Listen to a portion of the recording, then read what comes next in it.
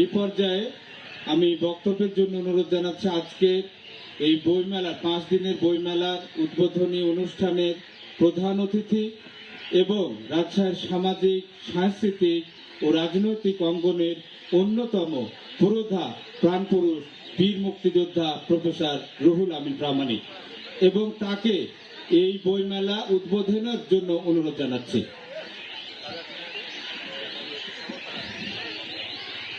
ধন্যবাদ মনিরুজ্জামান উজ্জ্বলকে।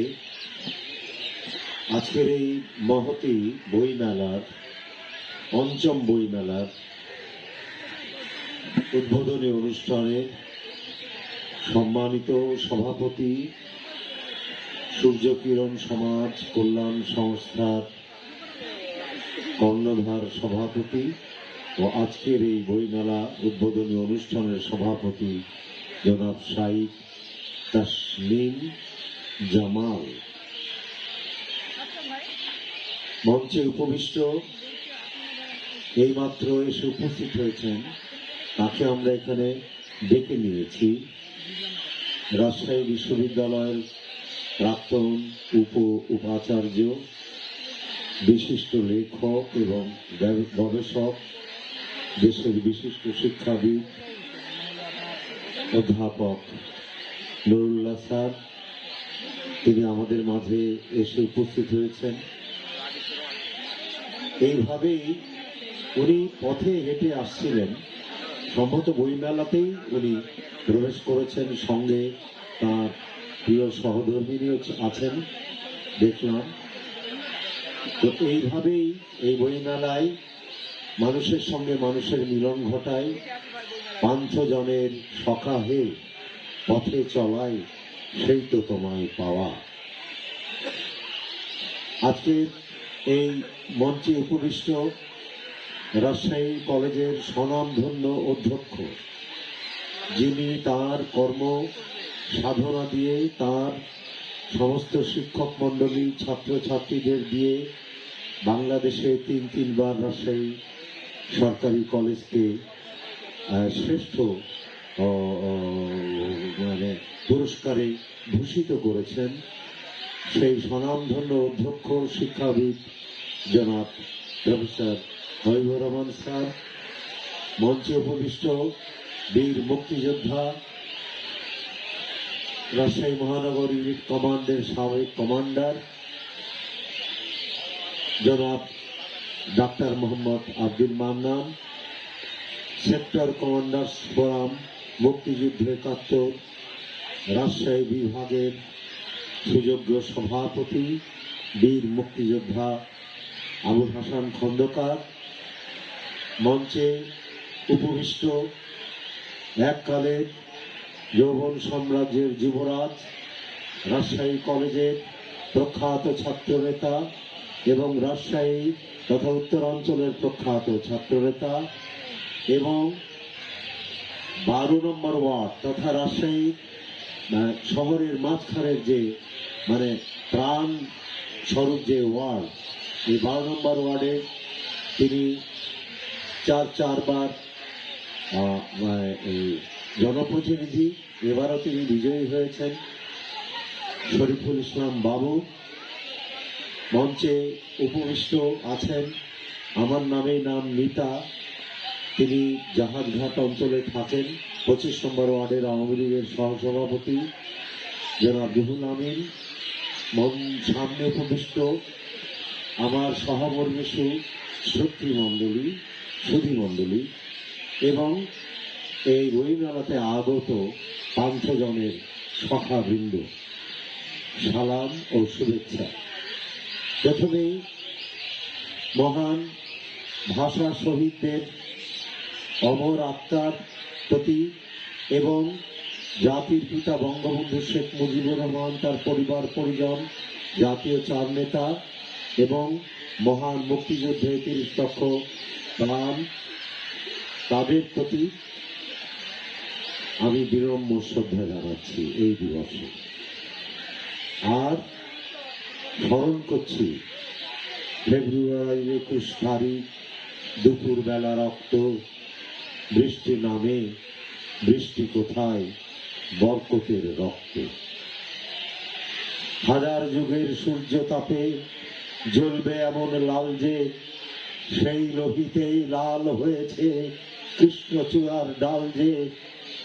চিনতে নাকি সোনার ছেলে ক্ষুদিরামকে চিনতে, রুদ্ধশ্বাসে প্রাণ দিল যে মুক্ত বাতাস কিনতে।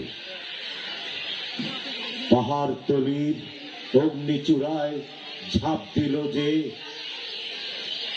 অগ্নি। ভাষার শোকের বসন পড়ল তারি ভগ্নি। প্রভাত ফেরি, প্রভাত ফেরি, আমায় নেবে সঙ্গে, বাংলা আমার বচন, আমি জন্মেছি এই বঙ্গে। এই ভাষা আন্দোলন বুকের তাজা রক্ত দিয়ে মানুষ নিজের আত্মপরিচয়ের সন্ধানে উদ্বুদ্ধ হয়েছে। এতদিন পাকিস্তানে আমরা পরবাসী ছিলাম, আমরা রক্ত দিয়ে চিনলাম আমাকে যে আমি শতাব্দী লাঞ্ছিত একটি জাতি, বাঙালি জাতি। হাজার হাজার বছর ধরে আমি শোষিত, নির্যাতিত, নিপীড়িত, এবং সেই থেকে জাগরণ শুরু হলো। আমাদের সৌভাগ্য যে রাজশাহীর মাটি একটি পবিত্র মাটি। পাকিস্তান যে একটি ভুয়া রাষ্ট্র, এটা প্রমাণিত শুধু 52 সালের ভাষা আন্দোলনের রক্তের মধ্য দিয়ে হয়নি, তার আগে রাজশাহীর মাটিতে রক্ত ঝরেছে। রাজশাহীর জেলে, এই যে সেন্ট্রাল জেলে, 1950 সালে 24শে এপ্রিল নির্বিচারে প্রগতিশীল বন্দীদের গুলি করে হত্যা করা হয় খাপড়াওয়ানে 7 জনকে একসঙ্গে। 50 থেকে 52 জন প্রগতিশীল বাম রাজনৈতিক নেতৃবৃন্দ আহত ছিলেন।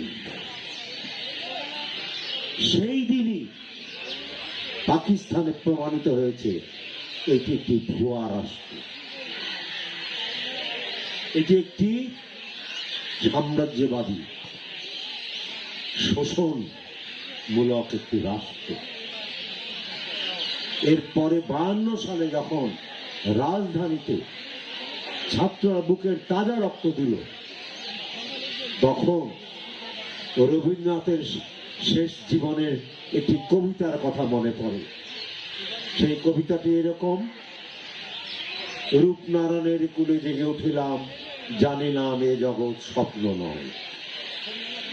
পদ্মা মেঘনার যমুনার কুলে কুলে জেগে উঠিলাম, জানিলাম এ পাকিস্তান স্বপ্ন নয়। রক্তের অক্ষরে দেখিলাম আপনার রূপ, চিনিলাম আপনারে আধাতে আধাতে, বেদনায় বেদনায়। সত্য যে কঠিন, কঠিনের ভালোবাসিলাম। বাঙালিরা কঠিনকে ভালোবাসতে শিখল। সে কখনো করে না বঞ্চনা, বঞ্চনা করেনি। বঙ্গবন্ধু শেখ মুজিবের জন্ম হয়েছে এবং এই ভাষা আন্দোলনের রক্তাক্ত পথ বেয়ে যে জাতীয় মুক্তি আন্দোলনের শুরু হলো, তা 1971-এর মহান মুক্তিযুদ্ধের মধ্য দিয়ে বঙ্গবন্ধুর নেতৃত্বে সারা পৃথিবীকে প্রকম্পিত করে আমরা বাংলা ভাষার একটি জাতি রাষ্ট্র প্রতিষ্ঠা করলাম। ভাষা আন্দোলন তাই আমাদের জাতীয় মুক্তি আন্দোলনের শক্তির উৎস। ভাষা আন্দোলন বারবার আসে, বলে মাথা নত করো না। ভাষা আন্দোলন বারবার আসে, বলে সামনে এগিয়ে যেতে গিয়ে বাধা আছে। ভাষা আন্দোলন বলে বাধা দিলে বাঁধবে লড়াই, মরতে হবে। পথচুরি কি করবি বড়াই, সরতে হবে। এই ভাষা আন্দোলনে গত 5 বছর ধরে সূর্য কিরণ, সমাজ কল্যাণ সংস্থা যে বইমেলার আয়োজন করেছে। প্রথম বইমেলাতে আমি এসেছিলাম, আরো কয়েকজন মুক্তিযোদ্ধা ছিলেন। আমরা দেখেছিলাম এই তেজি তরুণদের চোখে মুখে সূর্যের আলো। 5 বছর তারা এই সংগঠনটি ধরে রেখেছে এবং 5 বছর ধরে বইমেলা করছে, কিন্তু তারা বুক দিয়ে ঠেলে এটা চালাচ্ছে। এই যে তেজি তরুণ বইমেলা করছে, ঘরের খেয়ে বনের মোষ তাড়াচ্ছে, তাদেরকে আমরা জাতি হিসেবে স্বীকৃতি দিতে পারি না। আমরা এখানে তাদেরকে সাহায্য সহযোগিতা করতে পারি না। কেমন জানি আমরা আমাদের মূল থেকে ঝরে পড়ছি, সরে যাচ্ছি, এরকম একটা আবহাওয়া আমাদের ভেতরে ক্রিয়াশীল। এটা ভয়াবহ। কিন্তু এদেশের লেংটি পড়া ছলিমদ্দি কলিমদ্দি জগায় মাথায় আম্বর আলী তাম্বর আলী গরিবুল্লাহ তরিবুল্লাহ আর এই মধ্যবিত্তদের বিলাসিতার এই যে বহমান ধারায় গা ভাসিয়ে দেওয়া, এরকম না। তারা শ্রম ঘাম দিয়ে এই বাংলাদেশ গড়ে তুলছে এবং এই ভাষাকেও তারাই রক্ষা করছে। আর এই তেজি তরুণরা, তাদেরও পেছনে বিরাট শক্তি হিসেবে তারা কাজ করছে, মেরুদণ্ড স্বরূপ। এটাই আমাদের আশা ভরসা। এই সূর্য কিরণ এবং সহযোগী আয়োজক সংস্থা বঙ্গবচন, এদেরকে আমি আন্তরিকভাবে ধন্যবাদ জানাচ্ছি। আমাদের এই অভ্যাগত অতিথিদের পক্ষ থেকে, আমাদের মেয়র মহোদয়ের পক্ষ থেকে আমি ধন্যবাদ জানাচ্ছি। আমরা যেন মেয়র মহোদয়কে এবং আরো সামাজিক যে সমস্ত নেতৃবৃন্দ আছে তাদেরকে আমরা যেন ধরে বলতে পারি, এই ধরনের বইমেলা আয়োজন এবং ইতিবাচক এই ধরনের অনুষ্ঠানে আমরা যেন সবাই আন্তরিকভাবে সহযোগিতা করতে পারি। এইটা আমরা আজ থেকে এটা চেষ্টা করব। ধন্যবাদ সবাইকে। এই মেলা, বইমেলা প্রাণের মেলা, জ্ঞানের মেলা, এগিয়ে যাওয়ার মেলা।